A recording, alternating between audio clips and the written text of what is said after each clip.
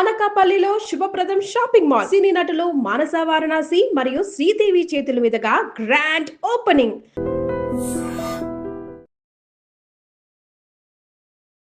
Welcome to I dream media. So Vinayaka Chavithi అనగానే మనం ఎంతో సంబరంగా జరుపుకుంటూ ఉంటాము. ఈ వినాయక చవితిలో మనము 21 పత్రులను సమర్పిస్తూ ఉంటాం. ఇవన్నీ కూడా మెడిసినల్ ప్లాంట్సే. మరి ఈ 21 పత్రులు ఏంటి, వీటిలో ఉన్న మెడిసినల్ ప్రాపర్టీస్ ఏంటి?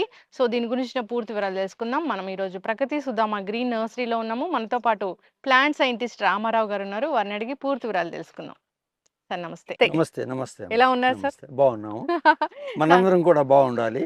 సమస్త ఇది కూడా మానవ మాత్రమైన మనము, మనతో పాటుగా ఇతర సమస్త జీవులు కూడా అద్భుతమైనటువంటి సృష్టిలో ఉన్నాం మనం. ఈ సృష్టి మహా అద్భుతమైన సృష్టి. ఇంకో రకంగా చెప్పాలంటే ప్రకృతి.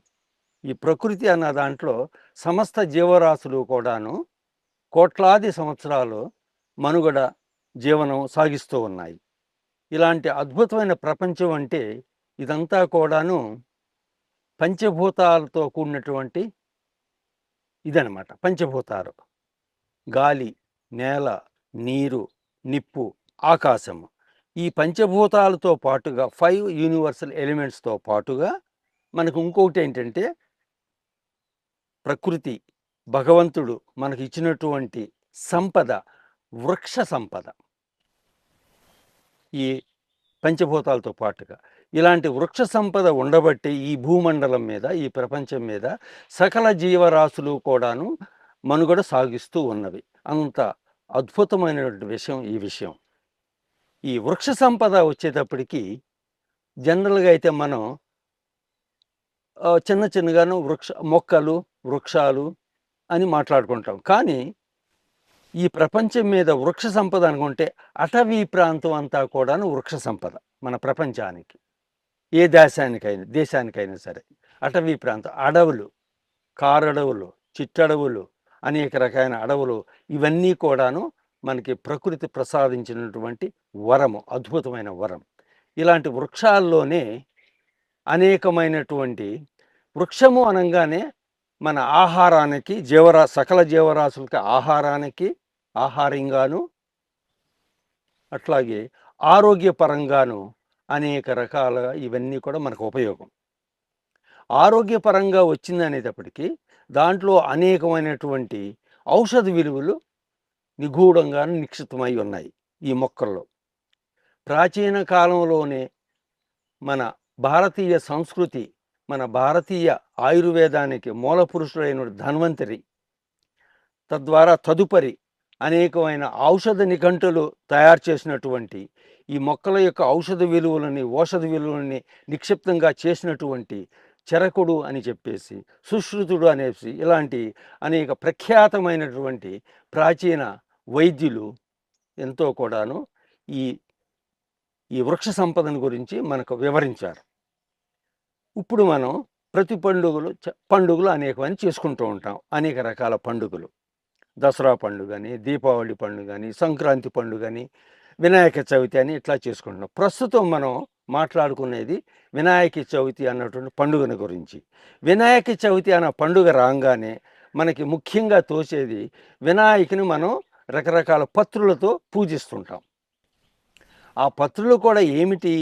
పురాతన కాలంలోని మన పూర్వం ఆయుర్వేదంలో పండితులు అయినటువంటి వాళ్ళు అనేక వందలు వేల రకాల్లో కూడాను, అన్ని మొక్కలలో కూడా ఔషధ విలువలు అనేకమైన ఉన్నా కూడా ప్రత్యేకంగా వినాయక పూజకు మాత్రం 21 రకాల మొక్కల్ని, వాటికి సంబంధించిన పత్రుల్ని కూడాను ఉదహరించి, ఈ 21 రకాల పత్రుల్ని సేకరించి వినాయకుని కానీ పూజిస్తే మనందరికీ కూడాను ఆరోగ్యము, సకల సంపదలు కూడా చేకూరుస్తాయనే నమ్మకం, విశ్వాసం మనందరికీ ఉందన్నమాట. మరి ఈ రోజున ఈ ఐ డ్రీమ్ మీడియా ద్వారా వినాయక చవితి సందర్భంగా 21 రకాల పత్రుల గురించి కూడాను, వాటి యొక్క ఉపయోగాలు ఏమిటి అన్నటువంటిది కొంచెం క్లుప్తంగా తెలుసుకునే ఉద్దేశంతో ఇట్లా ప్రగతి సుధామాకి, ఈ గ్రీన్ నర్సరీకి విచ్చేశారు. మరి ఇక్కడ నేను ప్లాంట్ సైంటిస్ట్గా ఈ ప్రగతి రిసార్ట్స్కి దాదాపు 30 సంవత్సరాల నుంచి కేవలం గ్రీనరీ అంతా కూడా సృష్టిస్తాం. అందునాను మా యొక్క చైర్మన్ గారు డాక్టర్ జీబీకే రావు గారు యొక్క ఆ స్ఫూర్తి మేరకు ఔషధ విలువలు ఉన్న మొక్కల గురించి ప్రత్యేకంగా అనేక వందలాది జాతులు ఇక్కడ పెంచి అన్నీ కూడా మేము నాటి ఈ నందనవనంగా మార్చేసాము ఈ 2500 ఎకరాల యొక్క ప్రగతి సుధామ కూడాను. Yes. అట్లాగుననే ప్రతి సంవత్సరం కూడాను రకరకాల ఔషధ విలువలు ఉన్న మొక్కలు ఇతర అనేకమైన ఉపయోగాలు ఉన్న మొక్కలను కూడాను ప్రజలకు కూడా చాలా పంచడం జరుగుతూ ఉంది. ఈ 21 రకాల పత్రులో కూడాను మనం వివరంగా చెప్పుకుంటూ వెళితే వినాయక పూజ అంతా కూడా ప్రారంభము ఒక పత్రితో మొదలవుతుంది. Yes. మాచిపత్రి సమర్పయామి Hmm. అన్నటువంటి మాచిపత్రి ఆకులతో పూజా ప్రారంభం జరుగుతూ ఉంటుంది. మాచిపత్రి అనగానే మనలో చాలా మందికి తెలుసు. మామూలుగా మాచిపత్రిని మన పూలదండల్లో వాడటం, దేవుళ్ళకి దేవతలకి దండలుగా చేసి వాడటం, ఆడపిల్లలు మన మల్లెపూల లాంటి దండలుగా ఈ ఆ మాచిపత్రి కూడా పెట్టుకుని వాడటం ఇలా మామూలుగా ప్రాక్టీస్ అనమాట మనందరికీ ఇక్కడ. కానీ ప్రత్యేకంగా మాచిపత్రి అనేది అది సువాసన సుగంధంతో కూడినటువంటి మొక్క.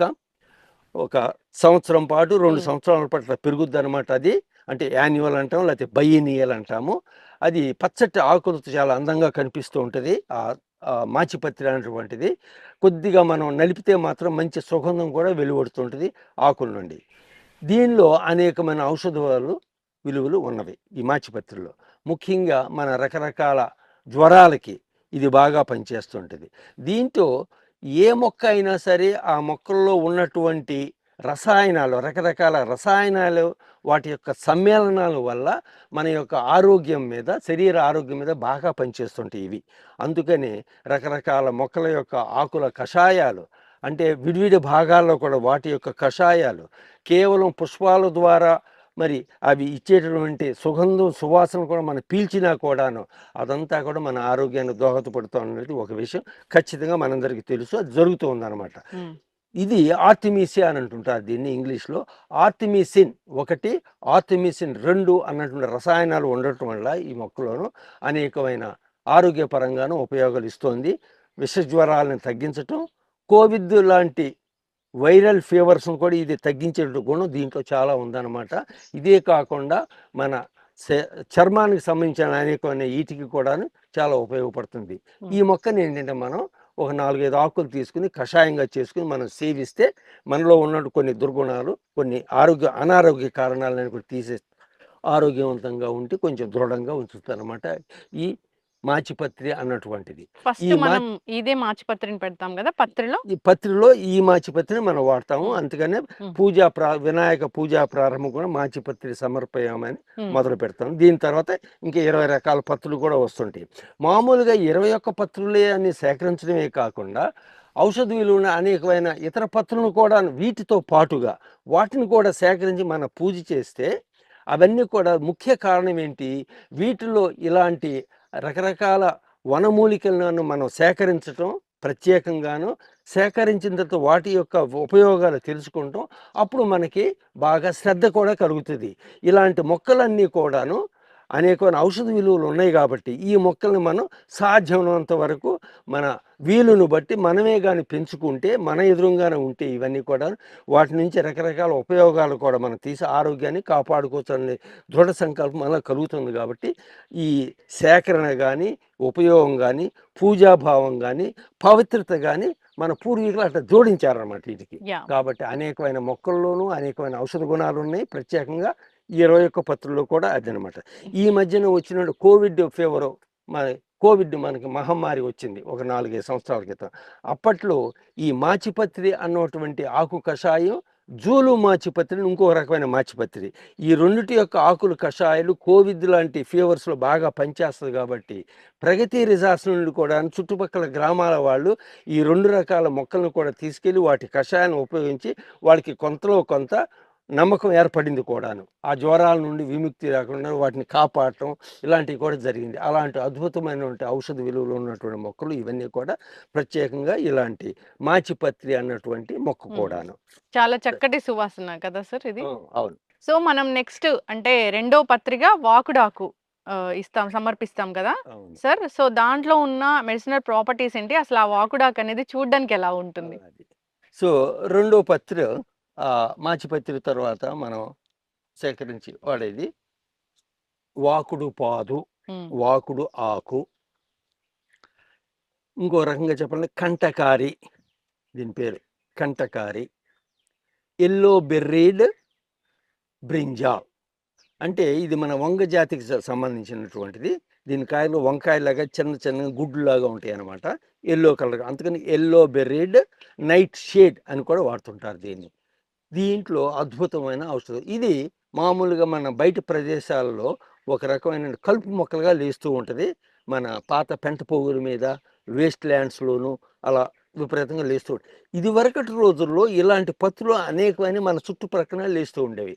కానీ ఈ కాలక్రమేణా మన యొక్క రకరకాల యాక్టివిటీస్ వల్ల హ్యూమన్ బీయింగ్స్ అంతా కూడా మనం ప్రకృతిని పెద్దగా పట్టించుకోకుండా మన అవసరాల మేరకే మనం ముందు చూపు లేకుండాను అన్ని ప్రకృతిని నిదానంగా నాశనం చేసుకుంటూ వెళ్తున్నాం. నాశనం చేసుకుంటూ వెళ్తున్నామని అనుకోగానే మనకు ఆశ్చర్యం వేస్తుంది. నేనేంటి ప్రకృతిని నాశనం కాను, మనం నిరంతరము ప్రకృతిని నాశనం చేసుకుంటూ వెళ్తున్నాము అభివృద్ధి పేరిట. ఎప్పుడూ కూడా మనం గుర్తుంచుకోవాల్సిన అభివృద్ధి పేరిట మనం ప్రకృతిని ఎంత తక్కువగా మనం దాంట్లో ఇంటర్ఫియర్ అయ్యి ఎంత తక్కువగా దాన్ని మనం నాశనం చేస్తున్నామన్న పాయింట్ మనం గుర్తుపెట్టుకుంటే సాధ్యమైనంత మన చుట్టుపక్కల ఉన్నటువంటి వనమూలికల్ని రకరకాల మొక్కల్ని కూడా రక్షించే విధానంగా, పోషించే విధానంగా తీసుకెళ్తూ ఉంటాం. ఈ రెండో పత్రి ఈ వాకుడు పాదు, దీనిలో అద్భుతమైన ఔషధ గుణాలు ఉన్నవి. ఇది మనకు ఆయుర్వేదంలో దశమూలాలని ఒక కాంబినేషన్ ఉంది, ఒక డ్రగ్ కాంబినేషన్. దశమూలాలని, పంచమూలాలని ఇట్లా రకరకాలుగా ఉంటాయి ఆయుర్వేదంలో. ఆ దశమూలాల్లో కూడా దీన్ని కూడా ఉదహరించారు.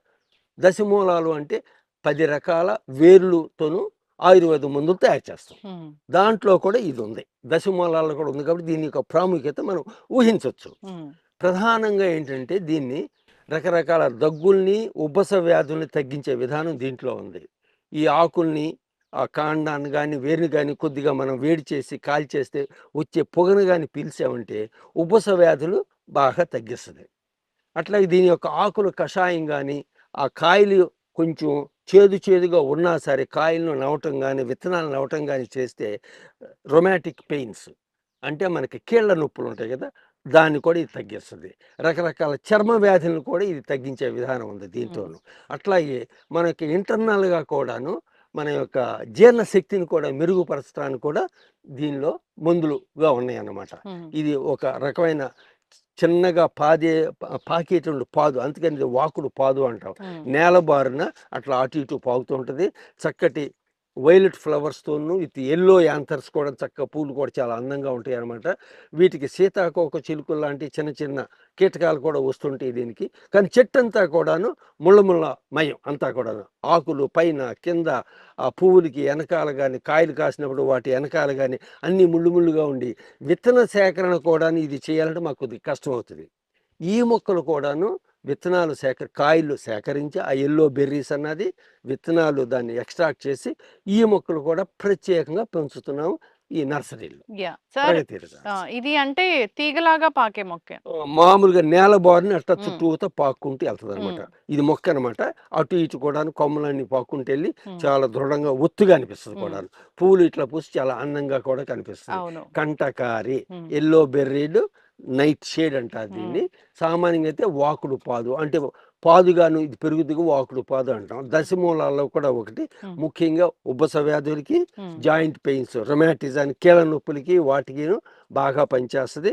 మన చర్మానికి సంబంధించిన కొన్ని వ్యాధులు కూడా ఇది బాగా పనిచేస్తుంది అనమాట ఈ వాకుడు పాదు. సార్ అయితే జనరల్ గా ఇలాంటివి కషాయంలాగా చేసి తీసుకోవచ్చు, కషాయం కూడా తీసుకోవచ్చు. ఆ ఫ్రూట్స్ నుండి వచ్చినటువంటి జ్యూసులు తీసుకోవచ్చు, లేకపోతే ఫ్రూట్ ని మనం నమిలేసి చేయొచ్చు, కొద్దిగా చిరుచేదుగా ఉన్నా సరే. అదనమాట. ఆ రకరకాలు మనం వాడుకోవచ్చు.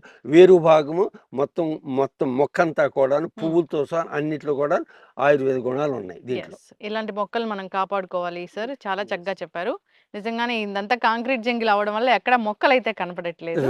సో ఇలాంటి అంటే రకరకాల ఫ్లవర్స్ అలాంటి మొక్కలతో పాటు వీటిని కూడా పెంచుకునే ప్రయత్నం చేయాలని కోరుకుందాం. అంటే ఇలాంటి వాటి వల్ల వచ్చే గాలిని పీల్చినా గానీ మీరు అన్నట్లుగా అంతా కూడా ఆరోగ్యం. ఎస్ సో, మనము మూడవ పత్రిక సమర్పిస్తాము మారేడాకు. సో, దీని సైంటిఫిక్ నేమ్ ఏంటి?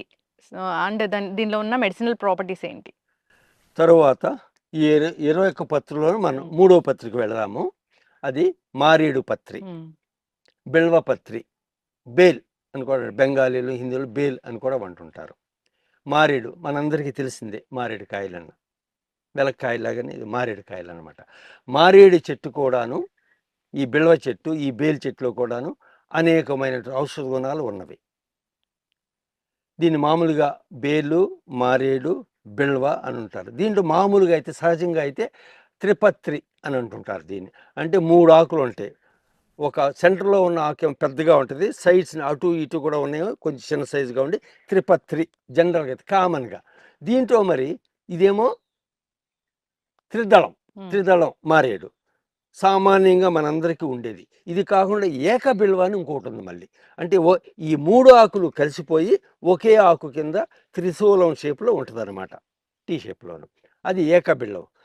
బిల్వము అనంగానే, మారేడు అనంగానే చాలా చాలా శివుడికి ప్రీతికరమైనటువంటి పత్రి చెట్టు. శివుడు అసలు ఈ మొక్కలో నివసిస్తాడనేటువంటి నమ్మకం కూడా మనకి పురాణాల్లో ఉందన్నమాట. అంత ఇది శివాలయాల్లో తప్పనిసరిగా ఉండవలసిన మొక్కల్లోనూ బిల్వ కూడా తప్పనిసరిగా ఉండవలసినటువంటి వృక్షం శివాలయ ఆవరణలో. అంత ప్రాశస్త్యం ఉంది దీనికి. మరి ఆయుర్వేదంలో ఈ మొక్కను గురించి అనేకమైనటువంటి పరిశోధనలు జరిగి దానిలో ఉన్న విశిష్ట గుణాలని అంత కూడా వెలికి తీసి ఆ మొక్కను కానీ మనం ఉపయోగించగలిగితే మన ఆరోగ్యానికి చాలా చాలా ఉపయోగం అన్నమాట. ఈ బిల్వ పత్రిలోను ఈ ఆకుల యొక్క కషాయం కానివ్వండి, తర్వాత పువ్వు నుంచి వచ్చేటువంటి సువాసన సుగంధంలో కానివ్వండి, మరి కాయలో ఉన్నట్టు గుజ్జులో కానివ్వండి, వేరు భాగంలో కానివ్వండి, కాండం యొక్క బెరడులో కానివ్వండి, అన్నిటిలో కూడాను అనేకమైన ఔషధ గుణాలు ఉన్నాయి. ఇంగ్లీష్లో దీన్ని గోల్డెన్ యాపిల్ అని కూడా వ్యవహరిస్తుంటారు. సంస్కృతంలో శ్రీఫల దీని పేరు, చక్కటి నేము, పవిత్రమైన నేము శ్రీఫల, గోల్డెన్ యాపిల్ అదనమాట, రకరకాలు పిలుస్తుంటారు దీన్ని. ఆయుర్వేదంలో ఈ మొక్కను గురించి దాదాపు 5,000-6,000 సంవత్సరాల క్రితమే చాలా అంటే చాలా విస్తృతంగా పరిశోధన చేసి ఆయుర్వేదం సంబంధించిన పండితులందరూ కూడాను అనేకమైన విలువల్ని దీన్ని కనుక్కొని మనకి అందించారు. సో ఈ మారేడాకుల కషాయం కూడా మారేడాకుల కషాయం తీసుకున్న, ఆ పువ్వుల నుంచి వచ్చే సుగంధ సువాసన మనం పీల్చిన, కాండం యొక్క బెరడు కషాయం తీసుకున్న, వేరు బెరడు కషాయం తీసుకున్న, పండులో ఉన్నట్టు గుజ్జు చాలా గమ్మీగా జిగురుగా ఉంటుంది, దానికి సంబంధించిన షర్బత్తులు కానీ డ్రింకులు కానీ రకరకాలు చేసుకుని తీసుకున్న, దాంట్లో ఉన్న విత్తనాలు కూడా మనం నవిలినా కూడాను, దాంట్లో ఉండే ఎక్కువగా ఉండే పీచు పదార్థం కూడాను, ఇవన్నీ కూడాను మనకి రకరకాల జ్వరాలను తగ్గించడానికి, విష జ్వరాలను డిటాక్సిఫికేషన్ బాగా చేస్తుంటుంది, జీర్ణశక్తిని బాగా మెరుగుపరుస్తుంది, హైలీ కూలింగ్ ఎఫెక్ట్ కూడా ఇస్తుంది. వేసవి కాలం వచ్చిందంటే ఈ మారేడుకాయలు గుజ్జులతోనూ షర్బత్తులన్నీ మనకి విపరీతంగా బయట దొరుకుతాయి. బిల్వ షర్బత్, ఆ వేసవి కాలంలో ఆ బిల్వ షర్బత్ కానీ తీసుకుంటే మనకు వెంటనే మన శరీరం అంతా కూడాను అత్యధిక ఉష్ణోగ్రత ఉన్నదంతా కూలింగ్ ఎఫెక్ట్ వచ్చేసి చక్కటి ఇది వాతావరణంగా మనకు అనిపిస్తుంది. మన ఆరోగ్యం అంతటి అద్భుతంగా పనిచేస్తుంటుంది ఈ మారేడు మొక్క. మరి అందుకని దీన్ని శివాలయాల్లో ముఖ్యంగా వాడుతుంటారు. ఏ ఆలయాలను దేవాలయాల్లో కూడా ఈ మొక్కని తప్పనిసరిగా నాటుకుని పోషించుకోవడం చాలా మంచిది. ఈ బిల్వ మొక్క అంటే మాత్రం ఇది ఎడారి ప్రాంతంలో కూడా లేస్తుంటుంది. మరి దీన్ని రాజస్థాన్ లాంటి this is Rajasthan state tree, ఇది జంగ్ అంటుంటారు దీన్ని. ఈ అదే ఎడారి ప్రాంతంలోనూ ఇది బాగా వస్తుంటుంది, అంటే నీటి సౌకర్యం ఎద్దడి ప్రాంతాల్లో కూడా వస్తుంటుంది అనమాట. ఇది ఒక్కొక్కసారి కరువు కాటకాలు వచ్చినప్పుడు ఈ వృక్షం యొక్క బెరడుని చాలా మెత్తగా ఉండి పౌడర్గా తయారు చేసి ఫుడ్గా వాడుతుంటారు దాన్ని. ఇకపోతే దీని యొక్క ఆకులు ఈ మేకలు, గొర్రెలు, ఇతర జంతువులు కూడా మంచి ఆహారం. ఇది కాయలు కూడా బీన్స్ లాగా కాయలు కూడా కాస్తుంటుంది. మొదట్లోనేమో ఆకుపచ్చగా ఉన్న తర్వాత పసుపచ్చగా మారి గుత్తులు గుత్తులుగా కాయలు, ఆ కాయను బీన్స్ అనమాట. వాటిని కూడా మనం కూరగాను అట్లాగాను ఇట్లా ఆహారంగా తీసుకోవచ్చు. వీటన్నిటిలో కూడా మంచి అనేకమైన పోషక విలువలు ఉండి మన ఆరోగ్యానికి చాలా అంటే చాలా బాగా దోహదపడుతుంటుంది. ఈ మారేడు చెట్టు, ఈ త్రిపత్ర, ఈ బిల్వ ఇదనమాట. చక్కగా చెప్పారు సార్. వినాయక చవితి పత్రుల గురించి 21 పత్రుల గురించి మాట్లాడుకుంటున్నాము. దాంట్లో 4వ పత్రి గరిక. గరిక అంటే గరిక సమర్పించినంత మాత్రానే వినాయకుడు మనల్ని కరుణిస్తాడని చెప్తూ ఉంటారు. అంత గొప్పదని చెప్తూ ఉంటారు. సో ఏం చెప్తారు సార్? గరిక గడ్డి అది వినంగానే మనకు అనిపిస్తుంది. గరిక గడ్డి ఏముంది, వెరీ సింపుల్. అనేక రకమైన గడ్డి జాతులు ఉన్నాయి మన ఎదురుగాను. తుంగగడ్డి, గరిక గడ్డి, ఇంకో గడ్డి, ఇవన్నీ గడ్డి.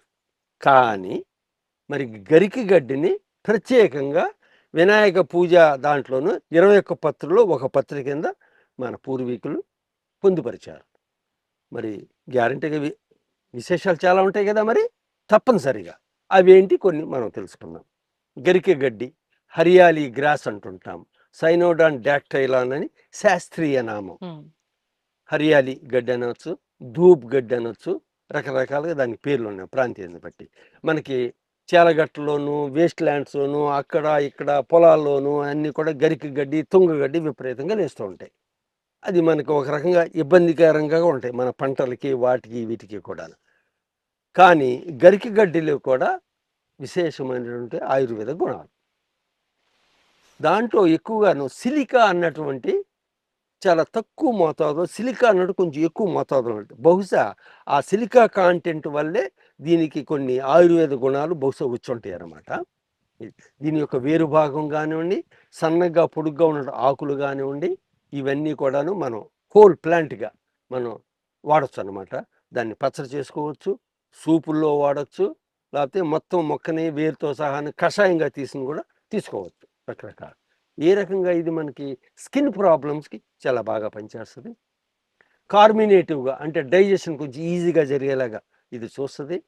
మరి కొన్ని సందర్భాల్లోనూ రొమాటిజం లాంటి రకరకాల నొప్పులకు కూడా ఇది బాగా పనిచేస్తుంటుంది.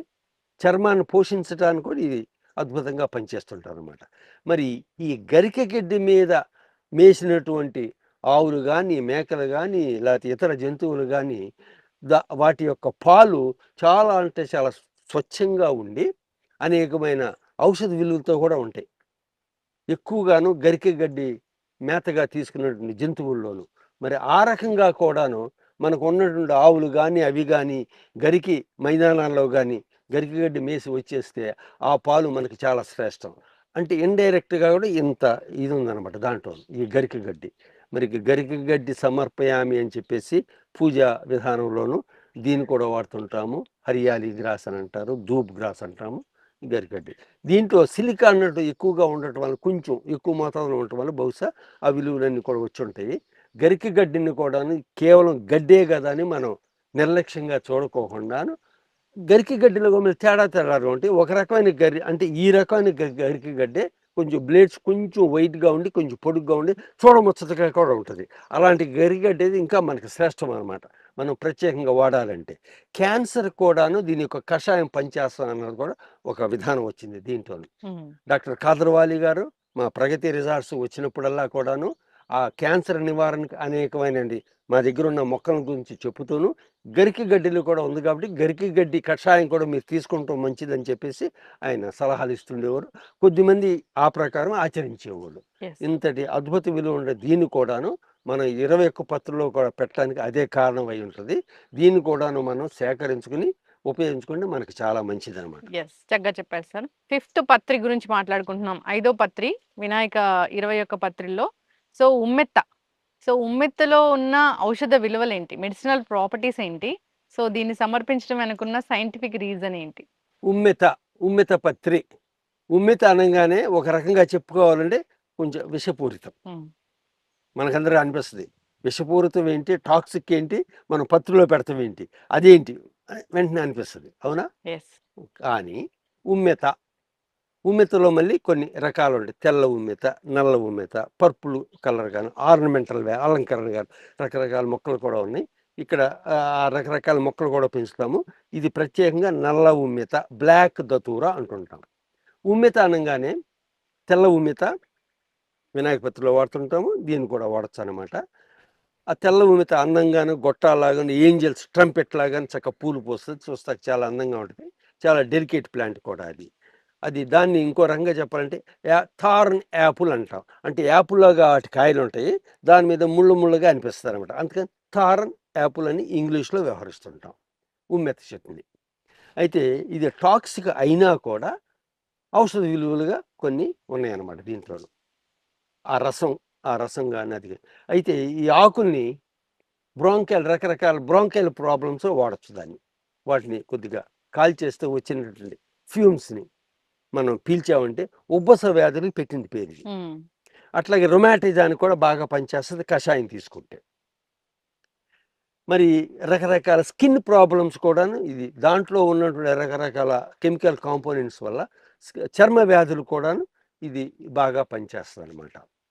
అది విషపూరితం కాబట్టి మనం ఏ మొక్కల నుండి సామాన్యమైనటువంటి ఉత్పత్తుల ద్వారా కషాయంగా కానీ లేకపోతే ఏదన్నా మన మెత్తగా చేసి పౌల్టీస్ లాగా కానీ ఇంకో రకంగా వాడాలంటే మాత్రం మన ఆయుర్వేదం డాక్టర్ల యొక్క సలహా మేరకు మనం ఎప్పుడు కూడా వాడాలి, ఆచరించాలి. దీంట్లో ఇంకోటి ఏంటి, ఎల్లోపతిక్ మెడిసిన్స్ దీనికి ఆయుర్వేదం ముఖ్యమైన కారణం మనందరికీ తెలిసింది. ఈ ఆయుర్వేద మందుల్లోనూ సైడ్ ఎఫెక్ట్స్ అన్నటువంటి చాలా తక్కువగా ఉంటాయని మనకి గట్టి నమ్మకం, పరిశోధనలు కూడా అవి అట్లా చూపించినాయి. అయితే అయినా కూడా మనం ఏ వస్తువు అయినా సరే మన ఈ ప్రకృతిలో పరిమితంగా వాడాలి. మన దైనందిన జీవితం ఏ పని అయినా సరే, ఏ వస్తువైనా సరే, ఏ కోరికలైనా సరే పరిమితంగా ఉంచుకుంటే మాత్రం ప్రతిదీ కూడా మనకి ఆరోగ్యకరం, తదనంతరం ఆనందదాయకం. అది మాత్రం మనం ప్రతి ఒక్కరు గుర్తుపెట్టుకోవాలి. సో ఇది విషపూరితం అయినా కూడా యాంటీవెనమస్ ప్రాపర్టీస్గా అంటే విషాన్ని విరిచే గుణం కూడా దీంట్లో ఉంటుంది. అంటే పాము కాటు, తేలు కాటు అవి వచ్చినప్పుడు ప్రథమ చికిత్సగా కూడా దీని యొక్క రసాన్ని కానీ ఆ పొగను కానీ పీల్చినా కూడా పనిచేస్తుంది ఈ దతూర, ఈ ఉమ్మెత చెట్టు అనమాట. అందుకని ఆ కారణం చేత ఉమ్మెతను కూడా ప్రత్యేకంగా 21 పత్రిలో ఒక పత్రిగా పొందుపరిచారు మన ఆయుర్వేదం డాక్టర్లు అనమాట. ఇది ఆర్నమెంటల్ వాల్యూ, పువ్వులో పువ్వు వచ్చి పర్పుల్ కలర్గా ఉండి అందంగా కూడా కనిపిస్తుంది. తెల్ల ఉమ్మెత కూడా తెల్లని పువ్వులు ఇచ్చేసి చాలా ప్రస్ఫుటంగా ఇదిగా కనిపించి చాలా బాగుంటుంది అనమాట తెల్ల ఉమ్మెత కూడా. ఈ ఉమ్మెత యొక్క ఆయుర్వేద గుణాలు, విలువలు అవేనమాట. చక్కగా చెప్పారు సార్. ఉమ్మెత్త అనగానే నిజంగానే దాంట్లో అదొక టాక్సిక్ ప్లాంట్ లాగే పూర్వ రోజుల్లో మీరు ఒకసారి గుర్తు తెచ్చుకోండి. మన పూర్వ రోజుల్లోనూ గ్రామీణ ప్రాంతాల నుంచి మీరు ఏమైనా వస్తే మన దీపావళి పండుగ వచ్చినప్పుడు దీపారాధన చేసేవాళ్ళు. మామూలుగా మట్టితో చేసిన కుందిలు ఆ దీపారాధన వాడు. అయితే ఉమ్మెతకాయలను కూడా సేకరించి దాన్ని సకానికి చేసి దాన్ని డొల్లగా చేసి ఆయిల్ వేసి ఆ ఒత్తులు ఆటలో పెట్టి వాటికి తాటాకులతో అందంగాను అలంకరణగా పెట్టే విధానంగా చేసి దాంట్లో ఇది పెట్టి జ్యోతులు వెలిగించేది. అసలు ఎంత అద్భుతంగా కనిపించేది ఆ వాతావరణం దీపావళి పండుగ రోజున. ఉమ్మెతకాయలు అట్లా కూడా సేకరించి అట్లా వాడేవాళ్ళు అనమాట. అట్లాగే ఉమ్మెతకాయ దీపావళి అప్పుడు రకరకాల బాణాసంచాలు వాడేవాళ్ళు కదా. ఈ ఉమ్మెతకాయలు కూడా సేకరించి తాటి చెట్ల యొక్క ఆ పొలుసులు అంటారు అవి కూడా సేకరించి ఇవన్నీ కూడా ఒక రకంగా ఎండబెట్టి ఏదో తయారు చేసి బాణసంచాలు కూడా ఇవి వాడేవాడు. అనేకమైన ఉపయోగాలు మనం తెలుసుకుని వాడితే చాలన్నమాట. అంతా కూడా మనకి ఆరోగ్యంగా పనిచేస్తుంది. ఉమ్మెత్త ఆకుల పొగ పీల్చంత ఉమ్మెత్త ఆకులను కూడాను పిల్లలకి ఏదైనా జీర్ణకోశకు సంబంధించిన అనారోగ్యాలుగా అనిపిస్తే ఈ ఉమ్మెతాకులను కూడా చక్కగా వెచ్చ చేసి ఆ ఉదర భాగం మీద కూడా పెడితే 1 గంట 2 గంటలు పెట్టిన తర్వాత ఉపశమనం కూడా గ్యారెంటీగా వస్తుంది. అలాంటి విలువలు ఉన్నాయి వీటిలో. మెడిసినల్ ప్లాంట్స్ వాటిలో ఉన్న మెడిసినల్ ప్రాపర్టీస్ తెలుసుకోవడానికి ఏదైనా వాడుకునే విధానము అలా కావాలి అన్నప్పుడు మీరు అన్నట్లుగా ఆయుర్వేద వైద్యుల సలహాలు తీసుకుని వాడితే మాత్రం మనకంతా కూడా మంచి. అవేర్నెస్ కోసం మనం ఇలాంటివి ప్రోగ్రామ్స్ అనేవి చేస్తూ ఉన్నాము. అసలు ఏంటి మెడిసినల్ ప్లాంట్స్ పెట్టడం వెనుకున్న అసలు రీజన్ ఏంటి, అది పీల్చినంత మాత్రాన మనకి ఎటువంటి అనారోగ్య సమస్యలు తగ్గిపోతాయని. అంటే 1 డే అంతా ఉంచితే కూడా అంటే మనం ఉంచుతాము ఒక 3-4 డేస్ అలా ఉంచుతాము. అప్పుడు మన ఇల్లు అంతా కూడా శుభ్రపడిపోతుందేమో అనిపిస్తుంది. సో చక్కగా చెప్పారు సార్. నెక్స్ట్ మనము పత్రిక సమర్పించేది 6వ పత్రి రేగు. రేగు అంటే రేగు పండ్లు మనందరికీ తెలిసిందే. చాలా ఇష్టంగా తీసుకుంటాము. జనరల్‌గా మెడిసినల్ వాల్యూస్ చాలానే ఉంటాయి దాంట్లో అని చెప్తుంటారు. ప్రత్యేకించి ఏం చెప్తారు? ఈ రేగు పత్రి పెట్టడం వెనకున్న సైంటిఫిక్ రీజన్ ఏంటి? మెడిసినల్ ప్రాపర్టీస్ ఏంటి? రేగు చెట్టు, రేగు పత్రి, బదరీ పత్రి అంటుంటారు సంస్కృతంలో. బదరీ పత్రి చాలా పాపులర్ అన్నమాట. బదరీ పత్రి, రేగు చెట్టు కన్నా రేగు కంప హ్మ్. అంతా కూడా ముళ్ళమయం. రకరకాల రేగు చెట్లు, చిన్న చెట్లు, మధ్య రకం చెట్లు, కొంచెం వృక్షాలుగా ఎదిగాయి. రకరకాల రేగు పళ్ళు అనమాట. రేగు పళ్ళు అనగానే మనకి ఏం గుర్తొస్తుంది? సంక్రాంతి తర్వాత మనకి ఇవి ఉన్నాయి కదా, ఆ పండుగలో రేగు పళ్ళు పోస్తాం, భోగి పండ్లు. భోగి పండ్లు హ్మ్. పోస్తాం. వెంటనే మనకు స్ఫురించేది అదనమాట. ఈ బదరీ పత్రి కూడాను 21 పత్రిలోనూ ఒక పత్రిగా వ్యవహరించి దాని గురించి మనం సేకరించుకుంటాం ఇంట్రెస్టింగ్గాను. దానిలో ఉపయోగాలు తెలుసుకుంటాం. ఇవన్నీ కూడా మంచిదనమాట. అయితే అంతా ముళ్ళమయం కాబట్టి జనరల్‌గాను రైట్ అవే మనం ఉపయోగించడం వీలు పడదు. అయితే రేగు పళ్ళు మనం తీసుకున్న, రేగు ఆకుల కషాయం లేకపోతే వేరు కషాయం మొత్తం అది తీసుకున్నా కూడాను ప్రధానంగాను మనకి జీర్ణకోశానికి సంబంధించిన వ్యాధులకి డైసెంట్రీ అని, ఇంకోటి డయోరియా అని, హ్మ్. వీటిని నివారించడానికి ఇది బాగా పనిచేస్తుంటది. కార్మినేటివ్‌గా అంటే ఆకలి కలిగించడానికి, ఎపటైట్‌గా హ్మ్. ఇది బాగా పనిచేస్తుంటది. అట్లాగే చర్మానికి కూడాను కొంచెం మృదువుగా ఉండేలాగా చూస్తదన్నది రేగుపళ్ళు కూడాను అప్పుడప్పుడు తీసుకుంటూ ఉంటారనమాట. హ్మ్. అలాంటి ఔషధ గుణాలు ఈ రేగు చెట్టులో కూడా ఉన్నాయి. అయితే వేరు భాగము ఆకుల్లోను, పండులోను ఆ లోనున్న గట్టి గింజ కూడాను. హ్మ్. ఆ గట్టి గింజ కూడా చితక్కొట్టేసి తీసుకుంటే దానివల్ల కూడా చాలా ఉపయోగాలు. హ్మ్. ఆ పండులో కూడా ఫైబర్ పీచు పదార్థం కూడా ఎక్కువగా ఉండటం వల్ల కొన్ని రకాలుగాను మన ఆరోగ్యానికి బాగా దోహదపడుతూ ఉంటుంది ఈ రేగు చెట్టు, రేగు పండు. యెస్. ఇది మాత్రం జిజిఫస్ జుజుబా అని ఒక మధ్య రకమైన చెట్టు అనమాట. ఇది అంత ముళ్ళమయంగా ఉంటుంది. ఇవి కాకుండా ఇంకా పరిగి పళ్ళని చిన్నగా చెట్లుండి హ్మ్. చాలా స్వీట్‌గాను, చాలా టేస్టీగా ఉండి పరిగి పళ్ళు అంటూ హ్మ్. ఉంటారు. Black corn. అట్లాగే సీమరేగు అని ఇంకో హ్మ్. రకమైన పెద్ద పండు, ఇలా రకరకాలు కూడా ఉన్నాయన్నమాట. కానీ మనం వాడుకునేది మాత్రం కామన్‌గా మనకు దొరికేటువంటి కంపగా దొరికేటువంటి జిజిఫస్ జుజుబా అని ఇదిగో ఈ రకమైన రేగు చెట్లు పత్రి కింద వాడుతుంటాం అనమాట. యెస్. అది ఈ రేగు వల్ల కూడా మనకు చాలా ఉపయోగాలున్నాయి. ఇది కూడాను మనం అదేదో ముళ్ళ పొద అని చెప్పేసి నిర్లక్ష్యం కాకుండా వీటిని కూడా మనం పొందుపరుచుకొని మన చుట్టూ ఉండేలాగా చూసుకుంటే చాలా మంచిదనమాట. యెస్. మేకలు కూడాను ముళ్ళ వల్ల అది వెంటనే తినకపోయినా కానీ రేగు ఆకులను కూడా వాళ్ళు ప్రధానంగా చాలా జాగ్రత్తగా అవి ఒలుచుకుని తినేసేస్తాయి. ఆహా! మేకలు అలాంటివి. వేరే పశువులు కాకపోయినా మేకలు మాత్రం చాలా నేగ్గా తినేస్తాయి అనమాట. హ్మ్. వాటికి ఆరోగ్యం కూడా వీటి వల్ల కూడా బాగా వస్తుంది. యెస్. మేకలు కూడా ఆరోగ్యం. హ్మ్. వాటి పాలు, రేగు ఆకుల మీద తిన్నటువంటి మేకల యొక్క పాలు కూడా చాలా శ్రేష్టమైనవి. హుహు. మన గాంధీ గారు కూడాను ఆవు పా ఆవు పాలే మనకు చాలా శ్రేష్టం. హ్మ్. గేదె పాలు కంటే ఆవు పాలు శ్రేష్టం. హ్మ్. ఆవు పాల కంటే మేక పాలు ఇంకా శ్రేష్టం. హ్మ్. కారణం ఏంటంటే మేకలు అన్నటువంటి జంతువులు కొన్ని మొక్కలు ఆకులు తప్ప హ్మ్. అనేక రకమైన మొక్కలన్నీ కూడా తినేస్తుంటాయి అవి జనరల్‌గా. మేకలు ఏది దొరికినా సరే ముందర తినేస్తాయి. దానివల్ల అవి ఉత్పత్తి చేసే పాలల్లోనూ ఎక్కువగా ఔషధ విలువలు అన్నది మన గాంధీ గారు కనిపెట్టారు. హ్మ్. అందుకని ఆయన మేకపాలు వాడేవారు. దానికి సంబంధించిన ఇతర ఉత్పత్తులు వాడి మన ప్రజలందరికీ కూడా మేకపాలు శ్రేష్టమని కూడా మన సలహా ఇచ్చారనమాట. యెస్. అలాంటి అద్భుతమైన గుణాలు ఈ రేగు చెట్టులో ఉన్నాయి. అవును. ఇప్పుడు ఈ మెడిసినల్ ప్రాపర్టీస్ అనేవి మనము అన్ని ఆకులు తీసుకోలేం గాబట్టి, అలాంటి మేకపాలు తీసుకుంటే ఆ గుణాలన్నీ మనకొచ్చేస్తాయి. అట్లా కషాయాలు హ్మ్. కషాయాలు మనం సులభంగా తయారు. ఇక రేగుపళ్ళు. అవును. రేగుపళ్ళు ఏముంది మనం సేకరించుకొని హ్మ్. తినేస్తాం. సీజనల్ ఫ్రూట్స్ ఖచ్చితంగా తీసుకోవాలని హ్మ్. జెప్తారు. అవి కూడా మన దేశంలో, మన ప్రాంతంలో పండేవి తీసుకుంటే అవును. కనుక మనకి నాటు రకాలు హ్మ్. ముఖ్యంగా శ్రేష్టమైనవి. నాటు రకం. యెస్. అది దేశవాళీ రకాలు ఏదైనా సరే. యెస్. చక్కగా చెప్పారు. నెక్స్ట్ పత్రికకి వెళ్దాం సార్ మనము. సార్ ఏడో పత్రిక మనం వినాయక పత్రిలో ఉత్తరేణిని సమర్పిస్తాము. సో, ఉత్తరేణి అంటే ఎక్కడ పడితే అక్కడ మొక్క వస్తూ ఉంటుంది. అయితే దీన్ని ప్రత్యేకంగా సమర్పించడానికి వెనుకున్న సైంటిఫిక్ రీజన్ ఏంటి? మెడిసినల్ ప్రాపర్టీస్ ఏంటి? రైట్. సో, ఉత్తరేణి హ్మ్. మనందరికి తెలిసిందే. అపమార్గ సంస్కృతంలో దాని పేరు. చమత్కార అని ఇంకో పేరు కూడా ఉంది దానికి. చమత్కారం. హ్మ్. చమత్కారంలాగా. అంటే గజిబిజిగా ఉంటదనమాట. హ్మ్. అది అంటే అనేకమైనటి విలువలు ఉన్నాయి దాంట్లో ఔషధ విలువలు. అందుకే చమత్కార్ అని కూడా వ్యవహరిస్తుంటారు. ఇంగ్లీష్‌లో అయితే స్పైనీ చాఫర్ ప్లాంట్ అంటుంటారు. అది తీగలాగా పెద్ద గెలల్లాగా వచ్చేసి దానికంతా కూడాను ఆ కాయలు, ఆ విత్తనాలు దాని మీద అట్లా ఉండి ముళ్ళ ముళ్ళగా అనిపిస్తది హ్మ్. మనకి. మనం ఆ ఉత్తరేణి ఎక్కువగా ఉన్న చాటలను మనం నడుచుకుంటూ వెళ్ళామంటే మన బట్టలకి ఆ ఉత్తరేణి యొక్క కాయలు అవును. ఆ తారం ముళ్ళలాంటి ఒక రకమైన డిజైన్గా ఏర్పడి మనకి చూడముచ్చటగా అనిపిస్తుంది అనమాట. అందరికీ అనుభవమే. పొలాల గట్లమ్మట వేస్ట్ ల్యాండ్స్ తిరిగే వాళ్ళకి ఇది అనుభవం. ఉత్తరేణి అనేది ఒక రకమైన కలుపు మొక్క. ఇంతే. కలుపు మొక్క అనగానే మరి ఇంకేంటి, ఇంకా మనం ఏం చెప్పుకోవాలి? మనం ఇంకా కలుపు మొక్క అంటే వృధాయిన మొక్క అని మనకు తెలుసు. కానీ మరి అలాంటి కలుపు మొక్కలు ఉత్తరేణి అనేకమైన కలుపు మొక్కల్లో కూడా ఔషధ విలువలు ఉన్నాయి. ఇక దీంతో కూడా మనం చెప్పక్కర్లా. ఉత్తరేణి అనగానే వెంటనే మన గ్రామీణ ప్రాంతాల్లోనూ ఎవరైనా ఏదైనా పనిచేసినప్పుడు దెబ్బలు తగులుతాయి వాళ్ళకి. కట్స్ గిట్స్ ఇంజరీస్ అని వస్తుంటాయి. వెంటనే ఉత్తరేణి ఆకు ఉందని ఎతుకుతూ ఉంటారు చుట్టూతా. వాళ్ళకి సర్వసాధారణంగా చుట్టుపక్కల కనిపిస్తారు. వెంటనే వెళ్తారు, 4 ఆకులు కోసేస్తారు, చేతిలో పెట్టి ఇట్లా నలిపేస్తారు.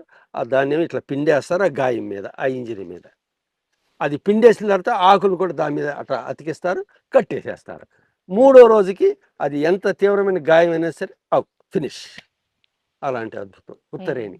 గాయాలకి చాలా బాగా. అంటే దీంతో ఏంటంటే యాంటీ కోయాగులెంట్ ప్రాపర్టీస్, రక్తాన్ని గడ్డగట్టే గుణం ఎక్కువగా ఉందన్నమాట దీంట్లో. తర్వాత యాంటీసెప్టిక్ అన్నట్టు కూడా ఉంది దీంట్లో. అలాంటి విలువలు ఉన్నాయి ఈ ఉత్తరేణిలో. వీటి యొక్క గింజలు పొడుగ్గా వస్తుంది గెల. దానికేమో విత్తనాలు ముళ్ళగా అనిపిస్తుంది, కానీ ముళ్ళు కావవి. అట్లా ఉంటాయి పొడుగ్గాను.